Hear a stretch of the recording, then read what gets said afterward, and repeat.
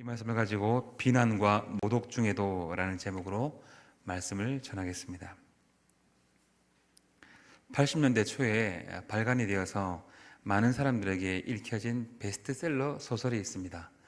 한때 국회의원을 지내기도 했던 김홍신이라는 작가가 쓴 인간시장이라는 소설인데, 다양한 인간 군상들의 다양한 죄와 그 죄를 스스로 정의를 세우면서 벌하려고 하는 정의로워 보이는 남자 주인공이 활동하는 그런 이야기입니다. 그래서 다양한 인간들이 정말 다양한 죄를 악하게 짓고, 그렇게 여러 악한 모습들을 보면서 정말 별의별 사람들이 다 있구나, 이런 것을 느낄 수 있는 그런 소설입니다.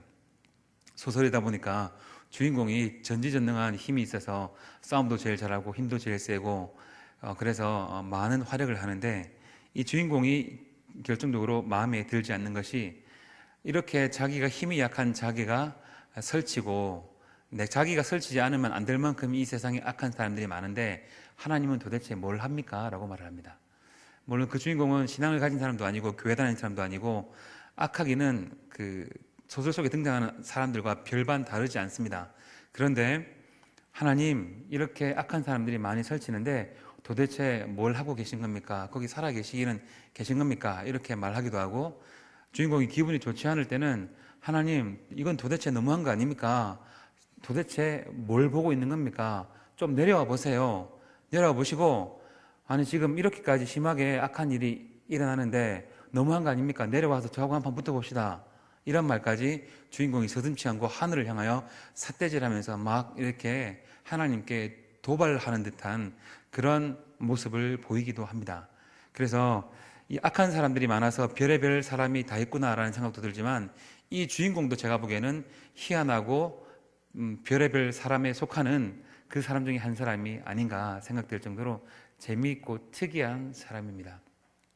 살다 보면 우리가 정말 특이한 사람을 많이 만납니다. 직장 생활을 할 때도 특이한 사람을 많이 만났고, 우리가 가장 하기 힘든 일이 뭐냐면 사람을 상대하는 일이죠. 사람을 많이 만나고 사람과 대화를 하고 하는 일이 가장 힘든 일인데, 만나다 보면 정말 희한한 사람들이 많이 있습니다. 직원들을 채용을 하기 위해서 면접을 보다 보면 대체로 무난한 사람들이 와서 면접을 볼 것 같은데, 그 중에도 별의별 사람이 다 있습니다. 스레빠를 신고 오는 친구도 있고, 추리닝을 입고 와서 면접을 보겠다고 하는 친구도 있고, 남자인데 머리를 뒤로 묶어가지고 머리핀을 이렇게 꽂아 뒤로 휙 넘겨서 오는 사람도 있고, 면접 보러 왔습니까? 네, 면접 보러 왔습니다. 그런데 그렇게 하고, 머리는 그렇게 하고 또 양복은 입고 왔습니다. 그래서 면접을 보겠다고 왔나, 그런 생각도 들기도 하고. 그런데 한 10년 정도 이런저런 사람들 만나면서, 이 정도 만났으면 내가 어느 정도 사람들을 만났다라고 생각을 했지만, 나날이 새롭고 또 나날이 새로워서 정말 별의별 사람들을 많이 만나게 됩니다. 그래서 아직 만날 사람들은 많고 섬겨야 할 일도 많구나, 이런 생각도 참 많이 들고, 내가 이제 하나님만큼 사람을 알려면 이건 도저히 불가능하고, 그나마 하나님에 가깝게 사람을 알 수 있는 시기는 내가 죽기 전이 아닐까. 죽기 전까지 정말 많은 사람들 만나서 이런저런 사람들을 겪어봐야 하나님에 가장 가깝게 사람들을 파악할 수 있는 그 시기가 아닐까, 그런 생각을 해봅니다. 지금 오늘 제가 마가복음 말씀을 모처럼 다시 가지고 강단했었는데, 마가복음은 예수님께서 지금 앞부분인데, 3장 부분인데, 예수님께서 베들레헴에서 태어나셨지만 나사렛에서 자라나셔서 나사렛에서 공생애를 시작하셨는데, 그 공생애를 시작하시는 동안 사람들로부터 많이 환대를 받지 못하고, 많은 사람들로부터 배척을 당하고 따돌림을 당하고 모독을 당하는 그런 일들이 많이 기록되어 있는 그런 부분이 마가복음 앞부분입니다. 그런 가운데 예수님은 진짜 별의별 사람들을 다 만나셔서 모독을 당하시고 비난을 당하시는 가운데 있습니다. 제자들이 너무 배가 고파서 밀 이삭을 잘라서 비벼 먹었는데, 얼마나 배가 고팠으면 밀 이삭을 볶거나 삶은 것도 아니고 그냥 손으로 잡아서 이렇게 먹었답니다. 고구마나 무는 밭에서 뽑으면 씹어 먹을 거라도 있는데 그 밀 이삭에 뭐가 먹을 게 있겠습니까? 그런데 배가 고파서 그거를 손으로 이렇게 비벼서 먹었더니 그게 안식일 규례를 어긴 거라고 예수님 예수님의 제자들이 잘못한 걸 가지고 예수님까지 트집을 잡아서 뭐라고 하는 사람이 있지를 않나. 일단 안식일이고 뭐고, 안식일이 사람을 위하여 있는 것이지 사람이 안식일을 위하여 있는 것이 아닌데, 사람이 안식하려고 하나님께서 안식일을 주셨는데, 안식일 날 예수님께서 병든 사람을 고치셔야죠. 사람부터 살려놓고 보셔야 되지 않겠습니까? 그래서 안식일에 병든 사람을 고치니까 그게 자기네들이 말하는 소위 고상한 율법에 맞지 않는다고 그때부터 예수님을 죽이려고 모의하는 사람도 있었죠. 예수님께서 하나님 나라의 권세가 무엇인지, 복음의 능력이 무엇인지를 보여주시기 위해서 병을 고치고 사람을 낫게 하는 신유의 은사를 행하시니까 사람들은 예수님이 어떤 분이신지에 대해서는 관심을 전혀 갖지 않고, 그 능력을 행하실 수 있는 예수님이 어떤 분인가에 대해서는 전혀 관심을 가지지 않고 예수님이 행하시는 그 이적에만 관심을 많이 가져서 병든 사람이 애워싸 밀고 온 동네방네가 다 그런 사람들로 가득 차 있는 그런 모습도 볼 수 있었죠. 그러는 가운데 또 귀신 들린 사람이 나타나서 예수님을 알아보고 말하기를, 다른 사람들은 예수님을 알아보는데 병만 고치는 사람, 이적만 행하는 사람으로 알아보는데, 귀신은 희한하게 귀신같이 예수님을 알아보면서 당신은 하나님의 아들이니이다 라고 정확하게 알아봅니다. 그런데 문제는 알아보는 데서 그치고 예수님 앞에 회개하고 돌이키지 않는, 예수님을 알기만 하고 전혀 살아있지 않은, 믿음이 죽은, 알아보기만 하는 귀신의 믿음을 가진 그런 사람들도 있었습니다. 참 별의별 사람들을 예수님께서 사역 초기에 많이 만나셨습니다. 그런 혼란스러운 중에 별별 사람들을 다 만나시니까 예수님께서 사람이신지라 사람과 함께 있고 싶으시고 또 동력해야 될 필요도 있고, 그래서 제자들 12명을 부르셨는데, 이 제자들 12명을 부르신 이유는 일 지켜 먹으려고 부르신 것이 아니라 함께 있기 위해서 동역하는 곳에 함께 동역하고 나와 함께 있고 그 다음에 보내사 전도도 하시며 이적을 행하게 하시려고 제자들을 부르셨죠. 혼란스러운 중에 함께 있고 싶으셔서 예수님께서 제자들을 부르셨습니다. 이런 희한한 사람들을 많이 만나시고 어려운 일을 당하시는 중에도 예수님은 계속해서 일을 하셨습니다. 우리를 위해서 복음이 필요한 사람들에게 복음을 전하시고 가르치고 전파하시는 일을 계속하셨습니다. 얼마나 바쁘셨냐면 식사하실 겨를도 없으실 정도로 일을 하셨습니다. 식사를 하셔야 일을 하시는데, 배도 고프시고 힘도 없으신데 식사도 하실 겨를이 없을 정도로 일을 하시는 중에 정말 모독적인 말을 또 듣게 됩니다.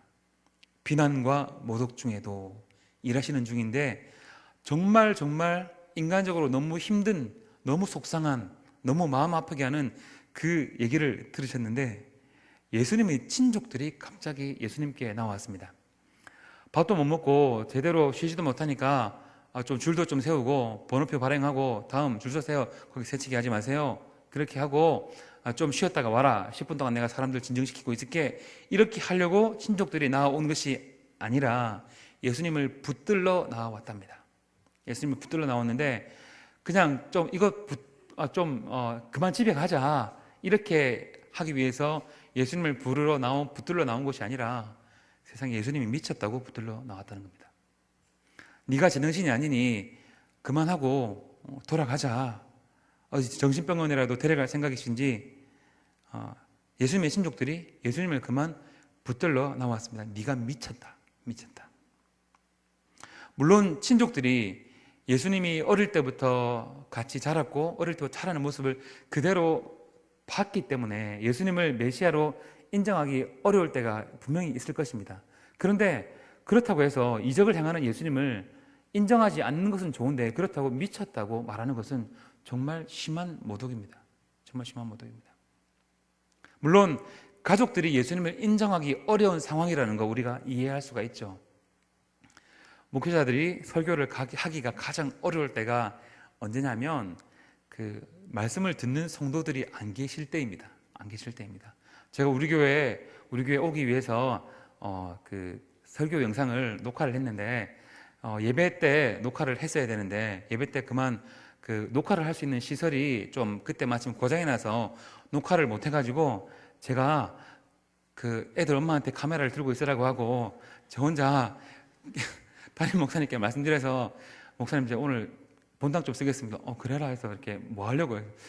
하여튼 뭐 좀 할 게 있습니다. 그래서 설교를 이렇게 카메라 하나 대놓고 했는데 그거 참 이상하더라고요. 이상한 창물 정말 이상하고 그래서 그래도 우리 애들 엄마가 은혜 받아가지고 고개를 끄덕끄덕 해주고 그래서 그 덕에 무사히 우리 교회 왔는데 하여튼 근데 그보다 더 힘든 게 그 방송국에서 듣는 사람 없이 설교를 녹화하는 그것이 정말 더 어렵다고 합니다. 그런데 저는 개인적으로 그보다 더 어려운 것이 뭐냐면 우리 가족들이 명절에 가정 예배 드릴 때 설교하는 게 진짜 세상에서 제일 어렵습니다. 물론 지금 자리도 굉장히 어렵죠. 왜 어렵냐면 듣는 분들이 굉장히 어렵기 때문입니다.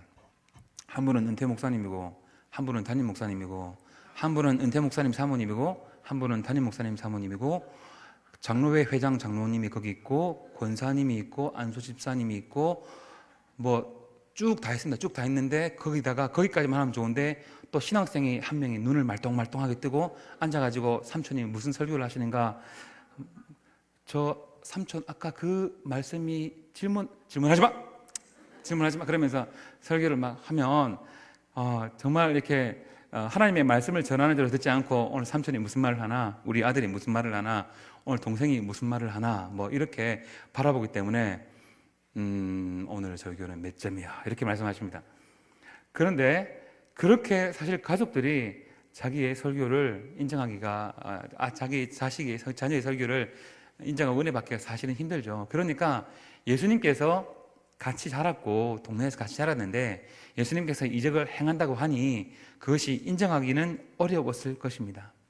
그렇지만 아무리 그렇다고 하더라도 보는 것이 있고 보는 눈이 있고 듣는 귀가 있다면 예수님께서 어떤 존재인지를 이미 간파하고 예수님께 도움이 되어줘야 할 텐데 설사 예수님이 그렇게 이적을 행하시고 메시아라는 것을 인정하지 못한다 할지라도 모독까지 할 필요는 없지 않습니까?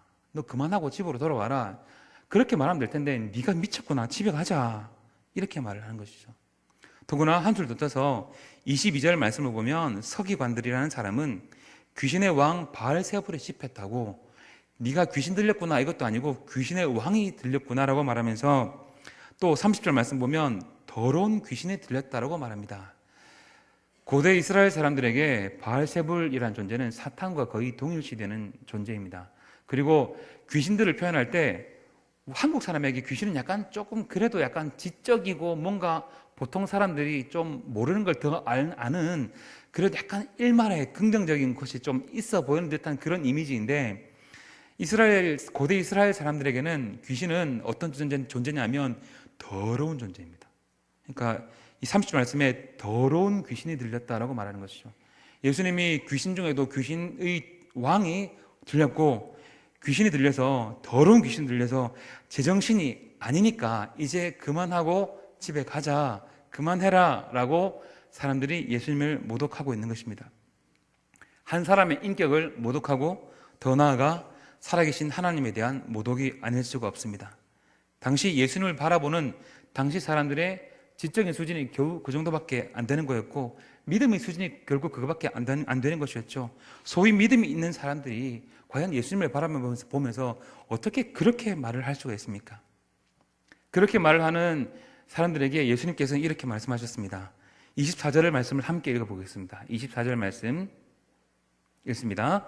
또 만일 나라가 스스로 분쟁하면 그 나라가 설 수 없고, 그러니까 나라가 스스로 분쟁하면 그 나라가 설 수 없다는 말은 같은 마귀끼리 싸워서는 그 집구석이 망하는 집구석이지 말이 되느냐, 귀신끼리 같이 싸울 리가 있느냐. 귀신은 대장 귀신이 이미 바알세불이 귀신의 왕이라면 부하 귀신이 만약에 뭐 귀신 들린 일을 행하고 있다면 잘한다고 칭찬을 해주지 왜 쫓아내고 자기가 들어가겠느냐, 그런 말이 되는 것이죠. 같은 귀신끼리 싸울 리가 없다라고 먼저 알려주시고 그 다음에 하시는 말씀이 뭐냐면, 네가 지금 이렇게 말하는 것은, 너희가 나에게 귀신이 들렸다고 이렇게 말하는 것은 성령을 모독하는 것인데, 성령을 모독하는 죄는 사심을 받지 못하고 영원한 죄가 된다. 영원한 죄가 되니까 너는 지금 용서받지 못할 죄를 짓고 있다고 분명히 엄중하게 경고하고 있습니다.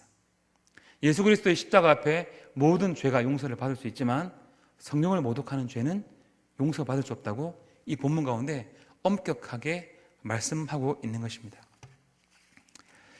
귀신 들렸다는 것에 대해서 조금만 더 생각을 해보면, 귀신 들렸다는 것은 정말 사람이 사람에게 할 수 있는, 지금은 그렇지 않지만 당시 고대 이스라엘 사람들에게 사람이 사람에게 할 수 있는 최상급의 모독입니다. 최상급의 모독입니다. 귀신이란 인격이 없고 생명체만 찾아서 헤아려 하고 사람에게 들어가서 그 사람을 망가뜨리는 그런 존재죠. 어떤 존재로 이 귀신을 설명할 수 있을까라고 생각을 해봤는데, 요즘 영화에서 많이 나오는 좀비 같은 존재를 생각해 볼 수 있을 것 같다, 저는 그렇게 생각을 해봤습니다. 좀비는 맹목적으로 생명을 헤아려 하고 생명만 보면 그저 무조건 달려듭니다. 그저 달려들고 사람을 물어뜯고 괴롭히고 사람을 똑같이 자기처럼 비인격적인 존재로 만들어 버립니다. 그러나 생명이 없는, 소리가 들리지 않는 생명이 없는 곳에서는 이상한 발걸음과 이상한 소리와 또한 아무 움직임조차도 없는, 또 겉모습조차도 너무너무 흉측하고 보기 싫은 정말 그런 모습이 바로 귀신의 모습이죠. 영화에 왜 그런 존재들이 나오는지 알 수가 없습니다. 저는 왜 그걸 사람들이 재밌다고 돈 내고 보는지 이해가 되지 않습니다. 왜 그것이 나쁘냐 하면, 하나님의 형상으로 만들어진 거룩한 사람을 어떻게 그렇게 모독을 할 수가 있습니까? 하나님을 닮아서 거룩한 거 좋아하고 불의를 싫어하고 이런 것을 좋아하는 본성이 사람들에게 있는데, 그러한 사람들을 인격도 없고 그냥 피만 빨아먹는 아주 단순하고 원초적인 존재로 만들어서 얼굴도 모습도 하는 짓도 최대한 흉측하게 그려서 사람을 망가뜨리려고 하는, 그것이 어떻게 이야기의 소재가 될 수 있습니까? 왜 어디서 왔는지 어디로 가는지도 나와 있지 않고 그냥 좀비가 나와서 설쳐서 사람들을 죽이려 하고, 주인공도 싸우다가 죽을 때도 있고 주인공도 좀비가 될 때도 있고 겨우겨우 어떤 사람은 살아서 도망칠 때도 있고, 그렇게 비인격적인 존재로 사람을 만드는 것이 정상적인 생각일까요? 그런데 예수님을 그런 존재로 비유했다는 것입니다. 인격도 없고 네가 제정신도 아니고 너는 아무것도 할 수 없는데 네한테 귀신의 왕 바알세불이 들려서 네가 스스로 하지도 못할, 네가 하면서도 무슨 짓인지도 알지 못하는 그런 일을 네가 지금 행하고 있구나 라고 예수님께 모독을 하고 있는 것입니다.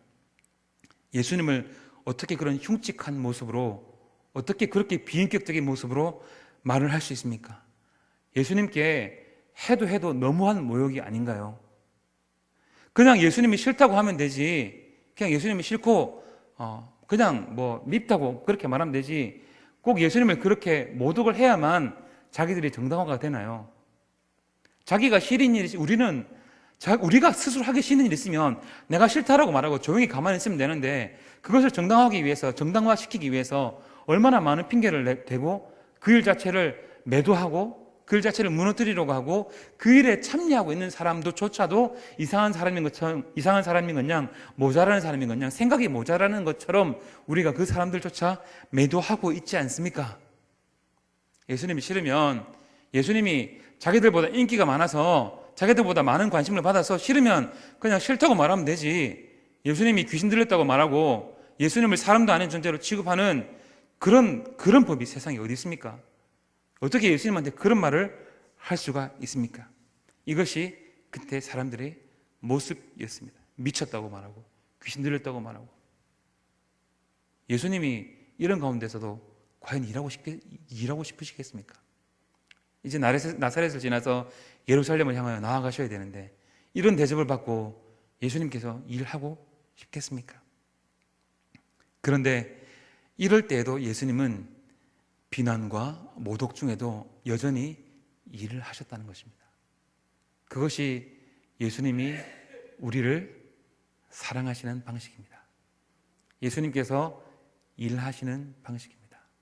사람들이 뭐라고 하든, 우리가 예수님을 아무리 못 알아보고 모독을 하든, 예수님 싫다고 떠났든, 예수님한테 나오기 싫어서 가진 핑계를 대고 예수님에 대하여 모독을 하든 말든 간에 예수님께서는 당신의 일을 하시는 분이죠. 그것이 예수님의 큰 사랑입니다.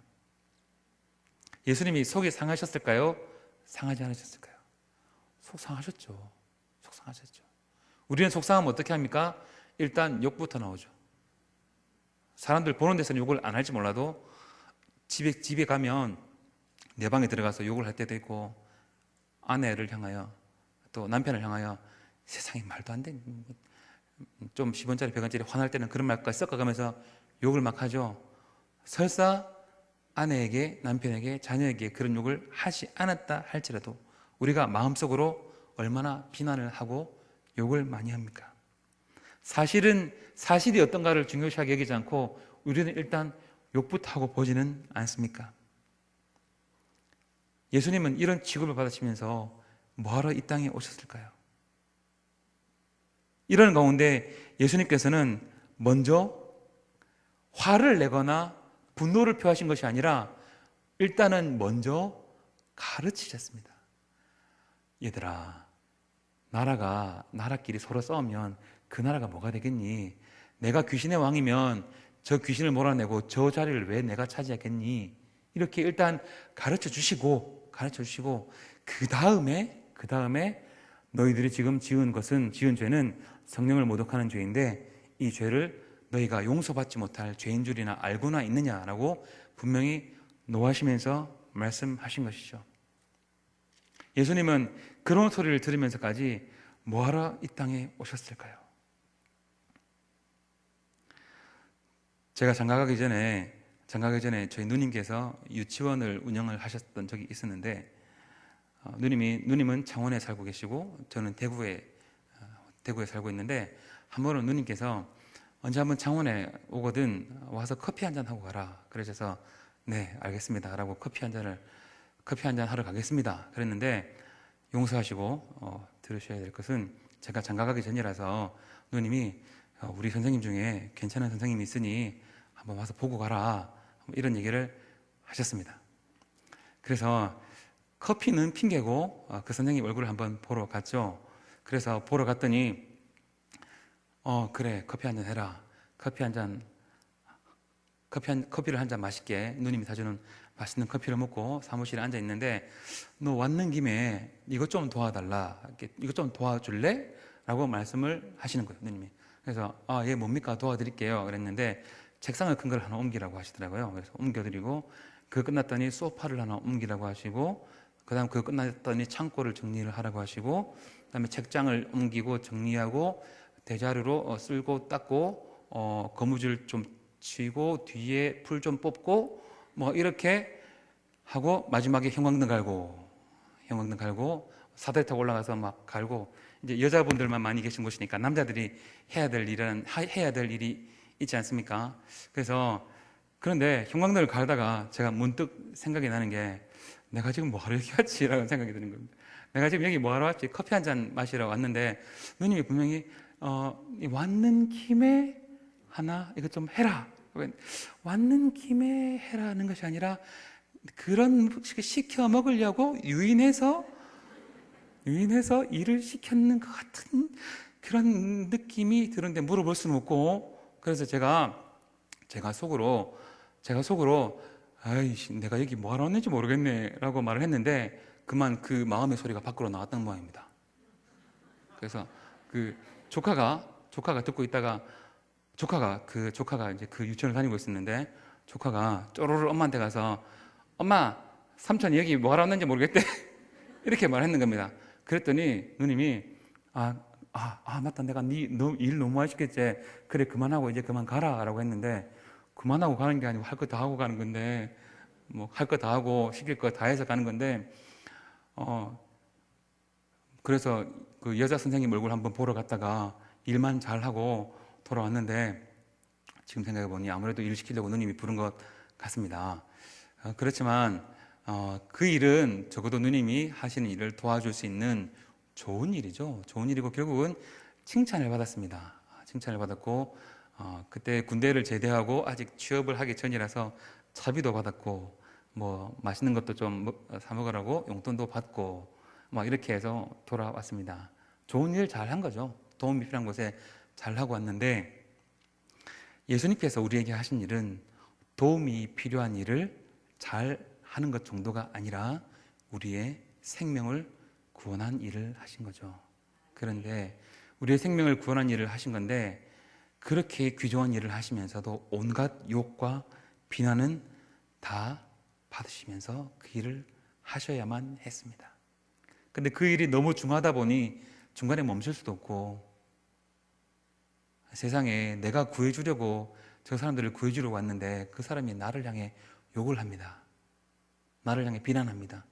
귀신 들렸다고 말합니다. 내가 일을 하고 싶겠습니까? 안 하고 싶겠습니까? 근데 예수님께서 그 일을 뭐 때문에 하러 오셨을까요? 사람을 구하는 일을 왜 하러 오셨을까요? 사람을 어떤 방법으로 구하셨습니까? 편하고 즐겁고 좋은 방법으로 구하셨나요? 십자가의 죽으심으로 구하러 오셨습니다. 그래서 그것 때문에 사람들에게 복음을 전하고 그 복음 전하는 과정을 밟기 위해서 복음을 전하면서 또 예루살렘으로 내려가는 일을 하고 있는데, 사람들이 예수님한테 있는 욕 없는 욕을 다 끌어부어가면서 예수님께 모독하는 일을 하고 있습니다. 예수님이 뭐 때문에 오셔서 누구를 위해서 이런 모욕을 당하면서 일을 하고 계십니까? 바로 나 때문에, 바로 내 때문에, 바로 내 죄 때문에 그런 건 아닙니까? 예수님의 십자가가 결코 편하고 좋은 것이 아니죠. 예수님이니까 당연히 할 수 있는 거라 생각을 많이 합니다. 저는 어른이 되면 걱정도 없고 근심도 없고 그냥 월급 잘 벌고 결혼해서 잘 사는 줄 알았습니다. 목사가 되면 모든 일을 믿음으로 다 이겨낼 수 있는 줄 알았습니다. 목사가 되면 모든 성도들이 다 우러러 보시는 줄 알았습니다. 좋은 데 해주시죠. 좋은 데 해주시지만 그 대접받으려고 하는 것이 아니라 섬기려고 목사가 된 것이죠. 섬기려고 목사가 된 것이죠. 그러다 보면 어려운 일도 많고 부족해서 실수하는 일도 많고 또 잘못해서 사과해야 될 일도 있고, 그때 사과하지 않고 가만히 있으면 교만한 사람 되죠. 목사 되면 새벽기도는 벌떡벌떡 다 잘 일어나는 줄 알았습니다. 어른이 되면 자녀 키우고 돈 잘 벌고 이거 그냥 다 되는 줄 알았습니다. 내가 돈은 없어도 어머니는 항상 돈이 있으시던데, 어머니는 내가 가진 주머니 외에 다른 주머니가 또 있는 줄 알았어요.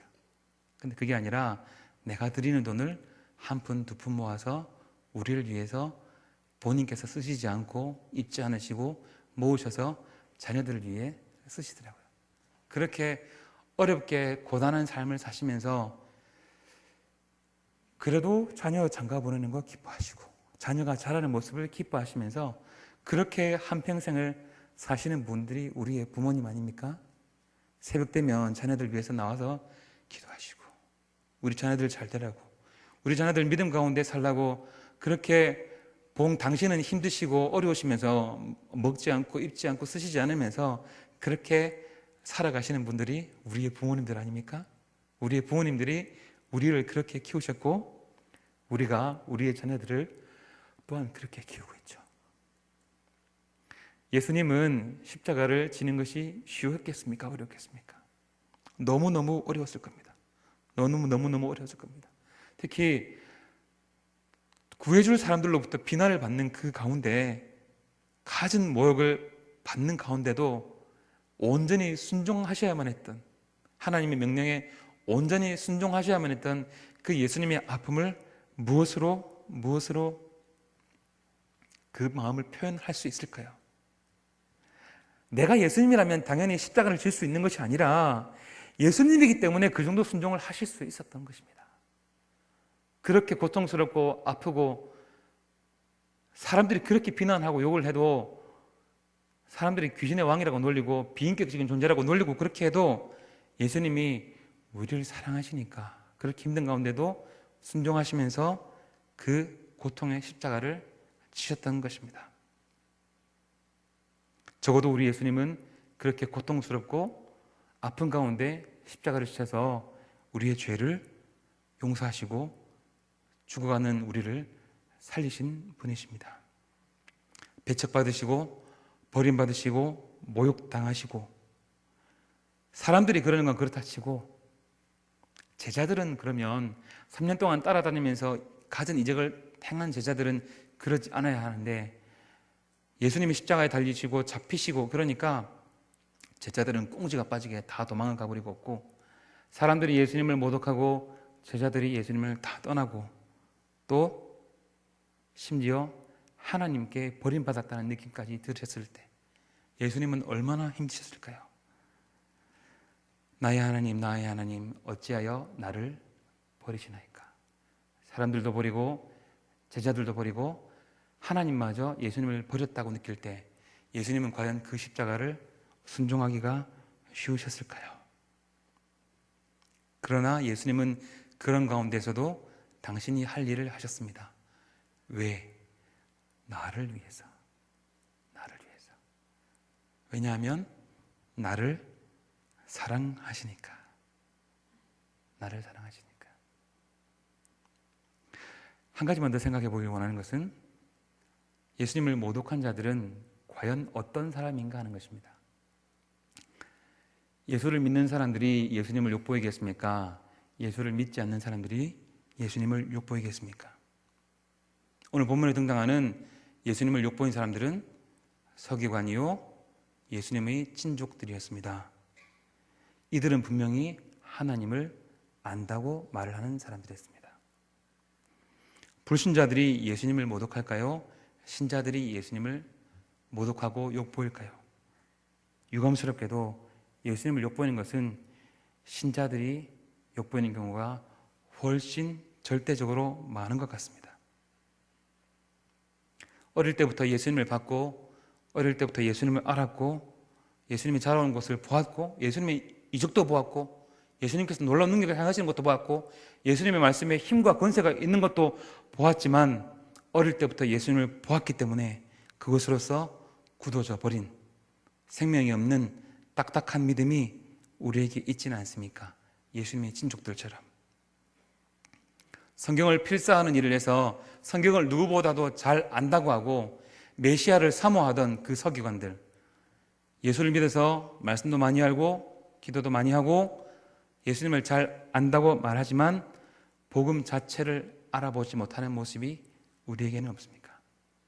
메시아를 그렇게 고대하면서 성경을 필사한 일을 하면서 예수님을 사모하고 기대하는 그 사람들이 예수님이 정작 앞에 딱 나와 있는데 알아보지 못하고 엉뚱한 소리나 하는 그 모습이, 예수님은 십자가에서 돌아가시고 성경에 분명히 기록되어 있는 그분이 예수님인데 우리는 예수님을 우리 마음대로 다른 존재로 생각하고 그저 우리에게 복만 주는 존재로 생각하고 우리를 부자 되게 하는 존재만으로 생각하고 내 욕심을 채워주는 존재로만 생각하며 예수님을 제대로 알아보지 못하는 것은 아닙니까?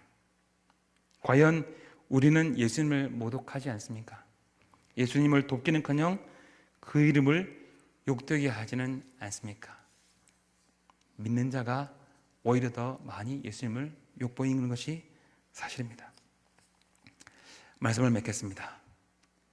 예수님은 배척당하시고 비난당하시고 모독을 당하셨지만 그럼에도 불구하고 비난과 모독 중에도 당신의 일을 하셔서 묵묵히 당신의 길을 걸어가시며 엄청나게 힘들고 고독하고 아팠겠지만 그 가운데도 우리를 구원하는 일을 하셨습니다. 그럼에도 불구하고 우리를 향한 사랑을 변치 않으시는, 우리가 믿음은 가졌다고 말하지만 우리의 기분에 따라 우리의 마음에 따라 우리의 연약함을 따라서 예수님을 힘들게 하고 예수님을 모독할 때조차도 그럼에도 불구하고 우리를 변함없이 사랑하시고 우리를 변함없이 위해 주시고 변함없이 나를 위해서 죽어주신 분이 바로 예수님입니다. 이것이 바로 우리가 가진 큰 은혜요, 우리가 가진 값진 십자가인 줄 압니다. 시편 86편 15절 말씀, 그러나 주여 주는 긍휼히 여기시며 은혜를 베푸시며 노하기를 더디하시며 인자와 진실이 풍성하신 하나님이시오니. 아멘. 찬송 한 장 하시겠습니다. 찬송가 290장입니다.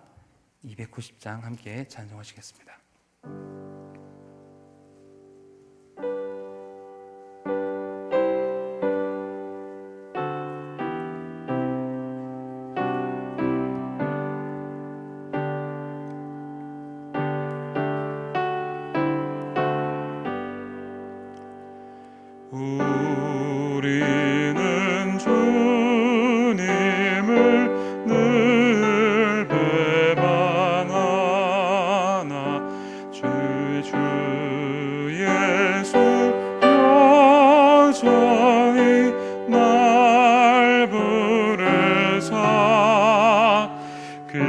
참되신 사랑을 베푸시나니 내 형제여 주님을 곧 따르라. 주 널 위해 비네 주 널 위해 비네 주 널 위해 비네 항상 비시네 주께서 풍성한 은혜를 내려 내 영혼이 나날이 복 받으니 주 예수를 너희도 구주로 섬겨 곧 따르면 풍성한 복받. 무거운 짐 지고 애타는 인생 무거운 짐 지고 애타는 인생 주 예수께